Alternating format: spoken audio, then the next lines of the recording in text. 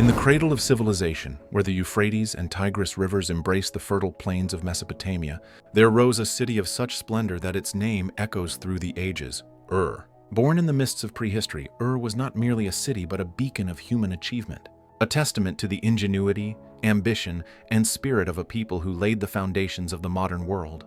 From its humble beginnings as a Sumerian settlement to its zenith as a political, religious, and cultural powerhouse, Ur's story is one of triumphs, trials, and an enduring legacy that shaped the course of history. Ur emerged around 4000 BCE in the southern reaches of modern-day Iraq, near the Persian Gulf, where the Euphrates once kissed the sea. In the Neolithic period, the Sumerians, a people of mysterious origins, settled these marshy lands, transforming them into fertile fields through irrigation and ingenuity. Ur began as a modest village, its mud brick homes huddled around a sacred precinct dedicated to Nana, the moon god, whose silvery light guided the Sumerians through the cycles of time. By the early dynastic period, Ur had grown into a bustling city-state, its walls encircling temples, workshops, and markets alive with the hum of commerce and devotion. Ur's strategic location near the Gulf made it a hub of trade, connecting Mesopotamia to distant lands. Merchants sailed to Dilmun, modern Bahrain, and the Indus Valley, exchanging barley, wool, and textiles for copper, lapis lazuli, and exotic goods. This wealth fueled Ur's growth, and its scribes, wielding the newly invented cuneiform script, recorded transactions, laws, and hymns on clay tablets, preserving the city's voice for millennia. Ur's ziggurat, a towering stepped pyramid dedicated to Nana, became its heart, a monument to divine favor and human ambition, its baked brick core rising like a mountain against the Mesopotamian sky. The first major figure to shape Ur's destiny was Sargon of Akkad, the world's first empire builder. Before Sargon, Ur was one of many Sumerian city-states, vying for supremacy in a fractious land. Sargon, a man of obscure origins, rose from cupbearer to king, forging the Akkadian Empire through conquest and charisma. His armies swept through Mesopotamia, uniting Sumer and Akkad under a single banner. Ur, with its wealth and prestige, became a jewel in his empire. Sargon's conquests brought Ur into a new era of influence. As a key administrative and economic center, Ur benefited from the empire's vast trade networks, importing tin from Iran and cedar from Lebanon. Sargon's daughter Enheduanna, the world's first named author, was appointed high priestess of Nana in Ur. Her hymns to Inanna, the goddess of love and war, blended Sumerian and Akkadian traditions, cementing Ur's role as a cultural crossroads. Enheduanna's poetry, etched in cuneiform, exalted Ur's divine protectors and immortalized its sacred ziggurat, ensuring its fame across Mesopotamia. Under Sargon's rule, Ur's horizons expanded, its merchants and priests wielding influence far beyond the city's walls.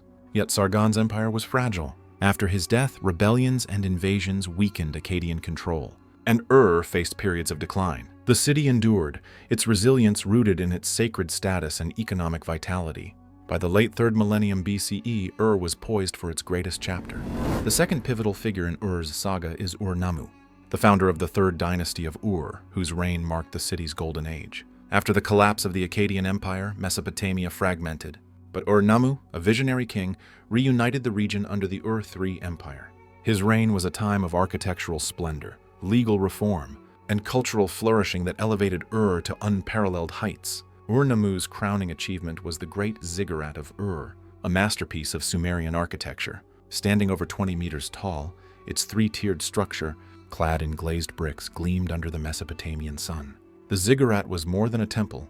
It was a cosmic bridge connecting Earth to the heavens, where priests performed rituals to ensure divine favor. Ur-Nammu's inscriptions boast of his devotion to Nana, proclaiming, "For my city I built a house for my god." The ziggurat's ruins, excavated in the 20th century, still inspire awe, a testament to Ur's ambition and craftsmanship. Ur-Nammu also codified one of the earliest known law codes, predating Hammurabi's by centuries. His laws, inscribed on clay tablets, regulated trade, marriage, and justice, fostering stability across his empire. Ur became the administrative heart of a centralized state, with scribes recording taxes, labor, and grain distributions in meticulous detail. This bureaucratic sophistication allowed Ur to govern a vast territory, from the Persian Gulf to northern Mesopotamia. Under Ur-Nammu and his successors, particularly his son Shulgi, Ur's influence reached its zenith. The city's artisans produced intricate jewelry, seals, and statues, while its schools trained scribes in mathematics, astronomy, and literature.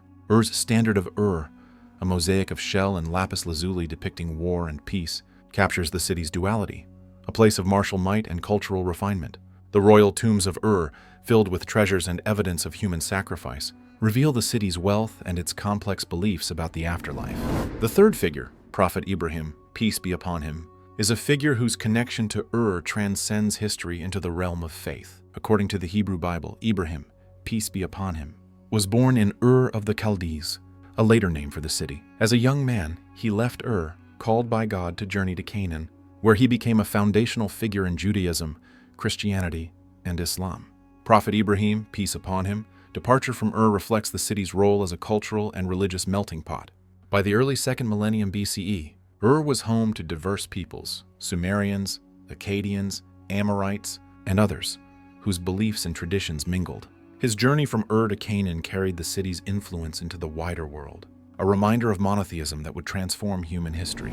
The Third Ur Empire, despite its brilliance, succumbed to internal strife and external pressures. Around 2004 BCE, the Elamites sacked Ur, destroying its walls and temples. The Lament for Ur, a haunting Sumerian poem, mourns the city's fall. Ur, the city of all lands, lies in ruins. Its people wail. Yet even in decline, Ur's spirit endured. The city was rebuilt under Babylonian and Chaldean rulers, serving as a religious and economic center into the 1st millennium BCE. By the 4th century BCE, as the Euphrates shifted course, Ur's access to the Gulf waned, and the city faded into obscurity, its mud brick ruins swallowed by the desert. Ur's legacy, however, is immortal. Its ziggurat inspired the biblical Tower of Babel, a symbol of human ambition.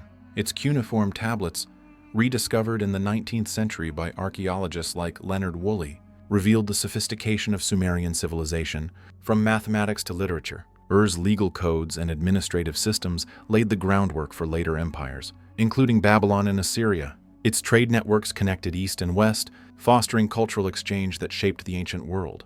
And through Abraham, Ur's spiritual influence resonates in the faiths of half the world's population. Ur was more than a city. It was a crucible of civilization.